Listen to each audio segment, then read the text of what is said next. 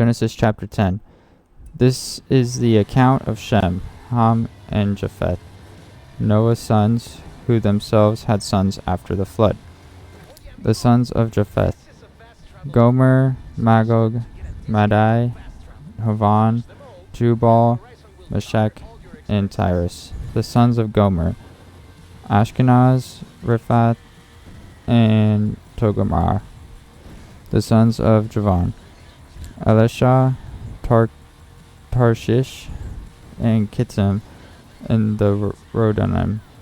From these the maritime people spread out into their territories by their clans within their nations, each with its own language. The sons of Ham: Cush, Mizraim, Put, and Canaan. The sons of Cush: Sabah, Havilah, Sabta, Ramah, and Sabteka.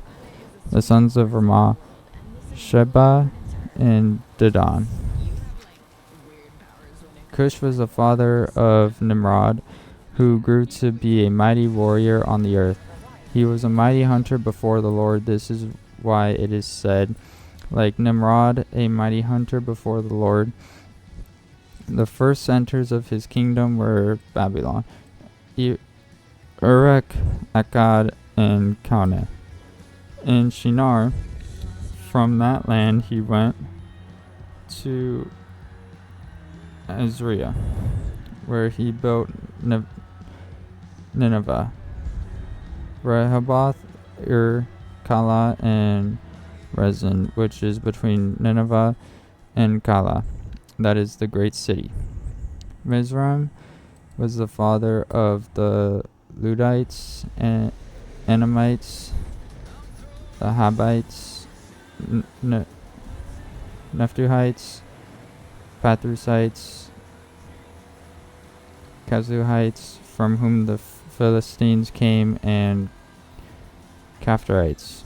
Canaan was the father of Sidon, his firstborn, and of the Hittites, Jebusites, Amorites, Girgashites, Hivites, Archites, Sinites, Arvadites, Zemarites, and Hamathites.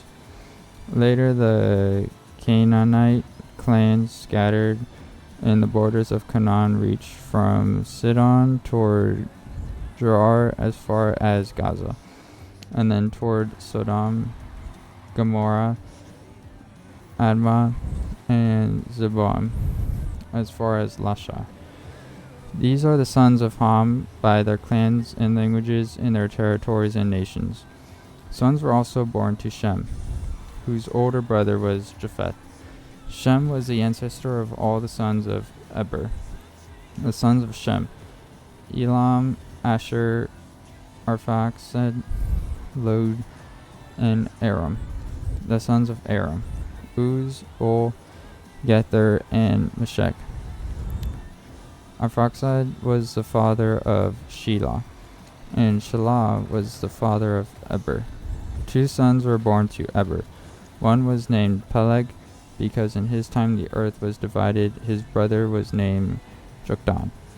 Joktan was the father of Amorad, Shalef, Hazmaravet, Jerah, Adoram, Uzal, Diklah, Obal, Abimael, Sheba, Ophir, Havilah, and Jobab. All these were sons of Joktan. The region where they lived stretched from Mesha toward Sephar in the eastern hill country. These are the sons of Shem by their clans and languages in their territories and nations. These are the clans of Noah's sons, according to their lines of descent within their nations. From these the nations spread out over the earth after the flood. Now the whole world had one language and a common speech. As men moved eastward, they found a plain in Shinar and settled there. They said to each other, "Come, let's make bricks and bake them thoroughly." They used brick instead of stone and tar for mortar. Then they said, "Come, Let us build ourselves a city with a tower that reaches to the heavens, so that we may make a name for ourselves and not be scattered over the face of the whole earth." But the Lord came down to see the city and the tower that the men were building. The Lord said, "If as one people speaking the same language they have begun to do this, then nothing they plan to do will be impossible for them. Come, let us go down and confuse their language so they will not understand each other." So the Lord scattered them from there over all the earth, and they stopped building the city. That is why it was called Babel, because there the Lord confused the language of the whole world. From there the Lord scattered them over the face of the whole earth. This is the account of Shem. 2 years after the flood, when Shem was 100 years old, he became the father of Arphaxad. And after he became the father of Arphaxad, Shem lived 500 years and had other sons and daughters. When Arphaxad had lived 35 years, he became the father of Shelah.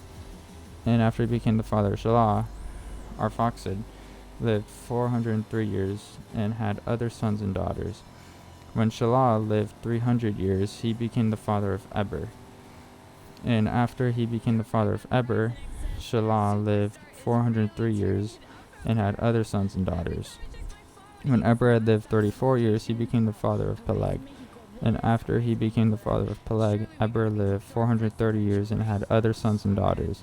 When Peleg had lived 30 years, he became the father of Reu. And after he became the father of Reu, Peleg lived 209 years and had other sons and daughters.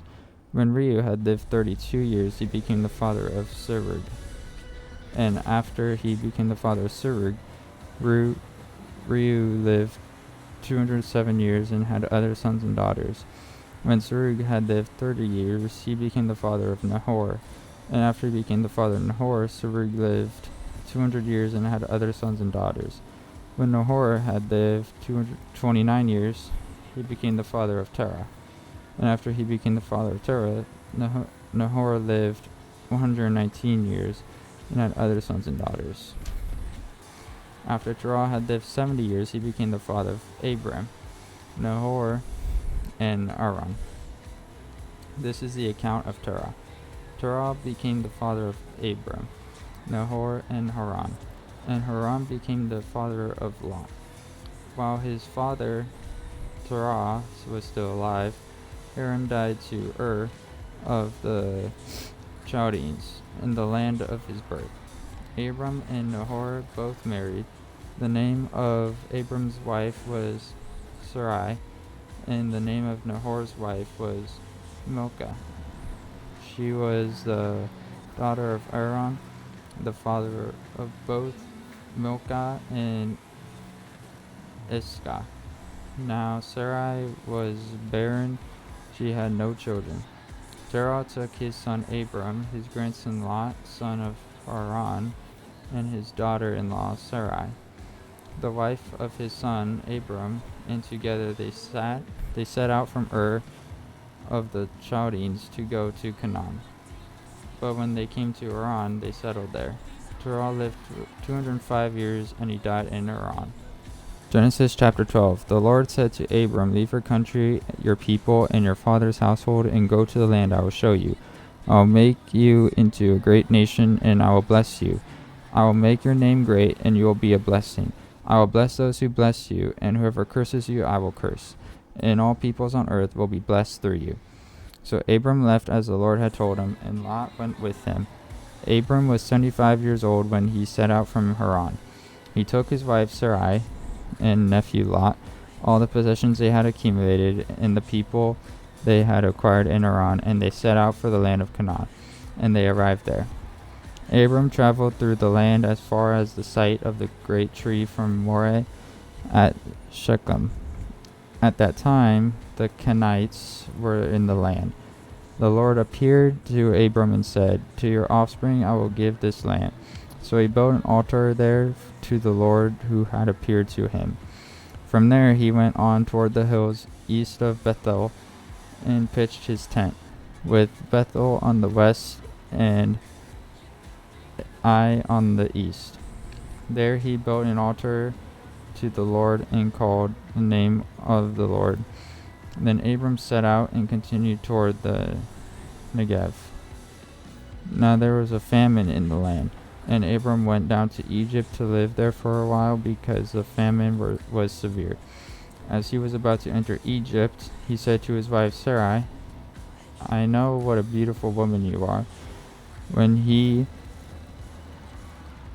the Egyptians see you, they will say, 'This is his wife,' and they will kill me, but will let you live. Say you are my sister, so that I will be treated well for your sake, and my life will be spared because of you." When Abram came to Egypt, the Egyptians saw that she was a very beautiful woman, and the Pharaoh's officials saw her. They praised her to Pharaoh, and she was taken into his palace. He treated Abram well for her sake, and Abram acquired sheep and cattle, male and female donkeys, menservants and maidservants, and camels. But the Lord inflicted serious diseases on Pharaoh and his household because of Abram's wife Sarai. So Pharaoh summoned Abram. "What have you done to me?" he said. "Why didn't you tell me she was your wife? Why did you say, 'She is my sister,' so that I took her to be my wife? Now then, here is your wife. Take her and go." Then Pharaoh gave orders about Abram to his men, and they sent him on his way with his wife and everything he had.